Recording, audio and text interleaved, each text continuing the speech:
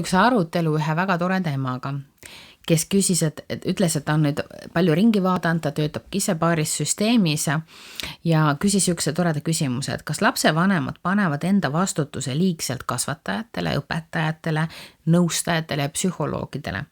Et mis siis, kui lapsevanem tegelikult hakkaks tõstma enda taset? Ja ma vaatasin seda teemat ja vaatasin, tegelikult on jumal äge ju. Mina jäin ju oma lastega koju, sest mina tahtsin omada kogu vastutus, sest mina sain aru, et mitte keegi ei armasta minu lapsi rohkem kui mina.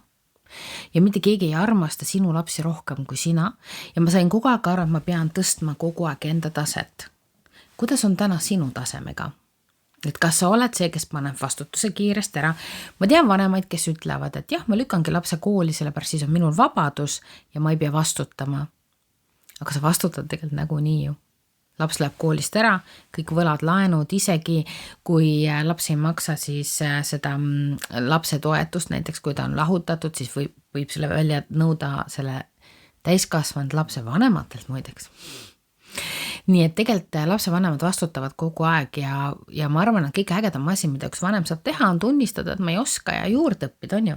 Ja mina olen siin sinu jaoks kogu aeg olemas teadlikumema.ee ja ma olengi pühendanud ennast laste vanemate taseme tõstmisele.